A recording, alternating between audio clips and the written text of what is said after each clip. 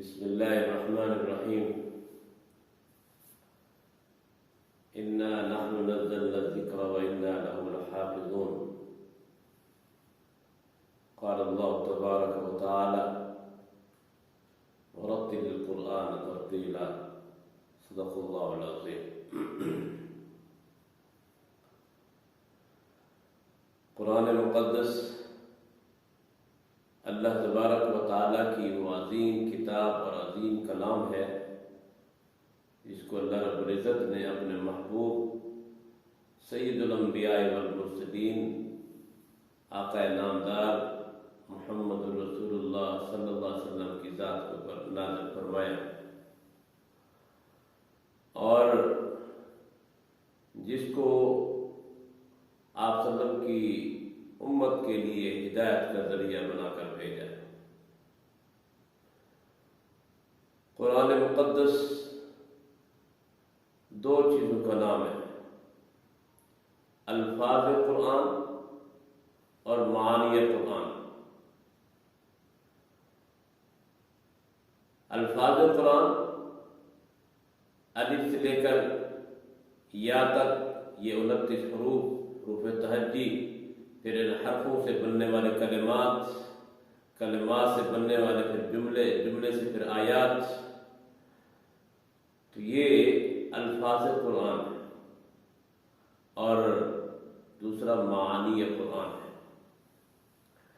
الفاظ قرآن کی حفاظت بھی اللہ تبارک و تعالی نے کرنی ہے، اور معانی کی حفاظت بھی اللہ رب العزت نے کرنی ہے.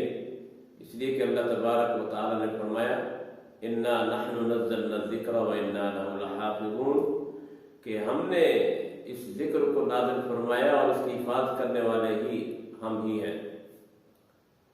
چنانچہ اللہ تبارک و تعالی نے الفاظ قرآن کی حفاظت حفاظ قراء کے حوالے سے کروائی، اور معانی کی حفاظت اللہ تبارک و تعالی نے علماء کرام، مفسرین کرام کے ذریعے سے فرمائی. قرآن مقدس کے الفاظ، ان کا درست ہونا، ان کی ادائیگی کا بہتر ہونا، خود قرآن پاک میں اللہ رب العزت نے فرمایا وَرَتِّلِ الْقُرْآنَ تَرْتِيلًا، کہ قرآن پاک کو ٹھہر ٹھہر پڑھو. اور ٹھہر ٹھہر پڑھنے کا مطلب کیا ہوتا ہے؟ کہ ہر حرف کو اپنے مخرج سے تمام صفات کی رعایت کے ساتھ اس کو ادا کیا جائے. اور ترتیل کا معنی فرمایا کہ الترتیل هو تجوید الحروف ومعرفۃ الوقوف. ترتیل کہتے ہیں حرفوں کی تجوید کا درست کرنا، ومعرفۃ الوقوف، اور وقوف کی معرفت حاصل کرنا. ان دو چیزوں کا نام جو ہے ترتیل ہے. تو قاری قرآن کے لیے جیسے الفاظ قرآن کے صحیح کرنے کے لیے تجوید کا حصول اس کے لیے ضروری ہے، اسی طرح وقوف کی معرفت بھی اس کے لیے ضروری ہے. اب سمجھیے یہ تجوید کیا چیز ہے جس کو ترتیل کی وضاحت کے اندر فرمایا گیا ہے ترتیل ہوا تجوید الحروف، حرف کو درست کرنا، حرف کو ٹھیک کرنا. اب اس مقدس موضوع کے اوپر کہ جس کا تعلق براہ راست اللہ کے کلام سے ہے، اس کی طرف آتے ہیں کہ تجوید کہتے کس کو ہے، اور تجوید کی ضرورت کیوں پیش آئی. فرمایا کہ ایک دور تھا کہ جس وقت معلم سید الانبیاء والمرسلین کی ذات گرامی تھی، اور آپ صلی اللہ علیہ وسلم سے مستفید ہونے والے اصحاب رسول کی جماعت، اور براہ راست اللہ کے نبی آخر الزمان سے پڑھنے والے آپ صلی اللہ علیہ وسلم کے صحابہ، اس کے بعد تابعین، تبع تابعین.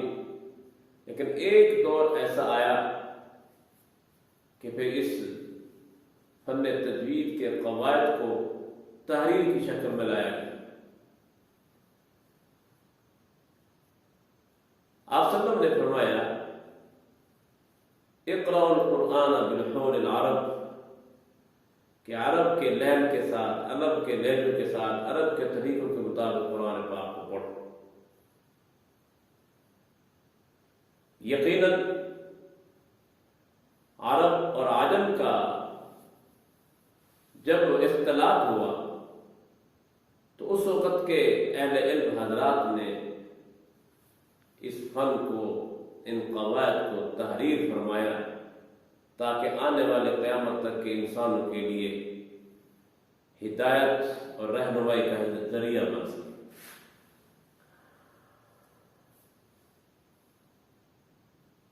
اور دوسری بات یہاں پہ فرمائی وہ معرفت الوقوف، اور وقوف کی معرفت کا جاننا بھی پڑھنے والے کے لیے ضروری ہے، تاکہ جیسے الفاظ قرآن کی تصحیح کی وجہ سے قرآن پاک کے الفاظ میں حسن اور خوبصورتی پیدا ہوتی ہے، اور اسی طرح معانی کی معرفت، وقوف کی معرفت کو جاننے اور سمجھنے کی وجہ سے انسان معانی خطا سے بچ سکتا ہے، حفاظت کر سکتا ہے، غلطی سے بچ سکتا ہے.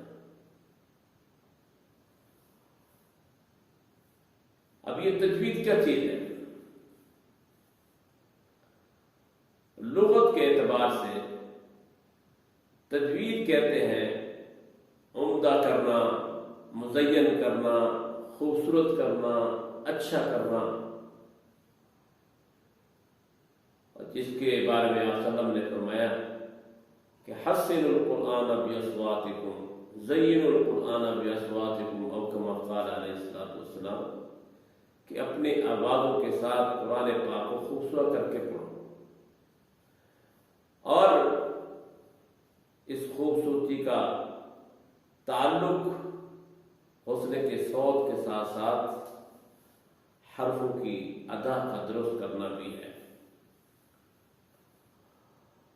اگر قرآن پاک کے حرفوں کو ہم صحیح پڑھنے والے، مخارج اور صفات کی رعایت کرنے والے بن جائیں گے تو ترتیل کے مضمون کو پر ہم گویا کہ عمل کرنے والے بن جائیں گے.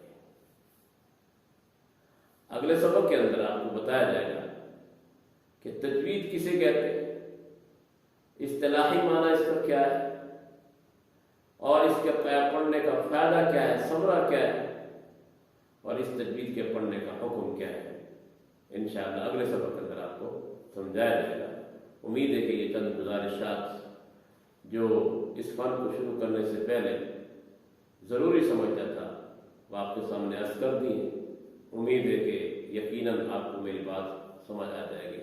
اللہ آپ کا اور میرا حامی و ناصر ہو. السلام علیکم.